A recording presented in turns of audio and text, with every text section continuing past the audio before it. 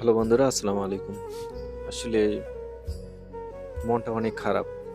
আজকে শিশু সাজিদ গর্তের নিচে মা, মা করে ডাকতেছে। সেই জায়গা থেকে আসলেই মনটা অনেক আবেগে আপ্লুত হয়ে গেছে। আসলে ভাষা হারিয়ে ফেলতেছি। মানুষের অব্যবস্থাপনার জন্য আজকের এই দুর্ঘটনা। গোটা জাতি তাকিয়ে আছে রাজশাহী তানোরের দিকে। ৫০ মিটার গভীর নলকূপের মধ্যে শিশু সাজিদ আজকে পড়ে মা, মা করে কান্না করতেছে। ফায়ার সার্ভিস সহ অন্যান্য আরও বাহিনীর লোক এবং স্থানীয় লোকসহ এখানে উদ্ধার তৎপরতা চালাচ্ছে দিন-রাত ২৪ ঘন্টা। পুরা এলাকায় ঘুম নেই, নির্ঘুম রাত কাটতেছে। তারা অনেক জায়গায় গর্ত করে আসলে সাজিদকে উদ্ধারের জন্য অনেক আপ্যায়ন চেষ্টা করতেছে। সেই জায়গা থেকে আসলে গোটা জাতি হতভম্ব হয়ে গেছে। কিছু অব্যবস্থাপনার কারণে আজ এই দুর্ঘটনার শিকার হয়েছে শিশু সাজিদ। ২ বছরের শিশু মাসুম বাচ্চা।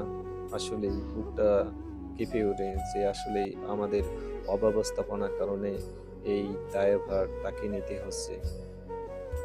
সেই সময় যদি এই গভীর নলকূপ খনন কাজে শেষ করত, করার পরে যদি এটাকে ঢেকে রাখতো তাহলে আজকে এই দুর্ঘটনার শিকার হতে হতো না শিশু সাজিদকে।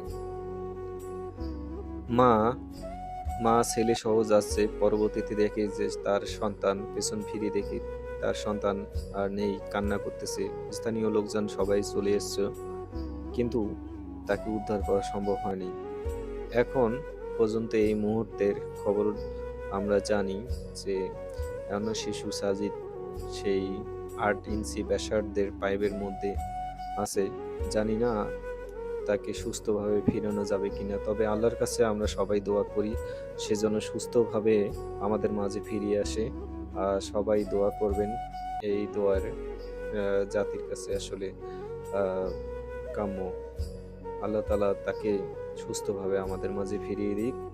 আমরা দোয়া করি সবাই। আসসালামু আলাইকুম।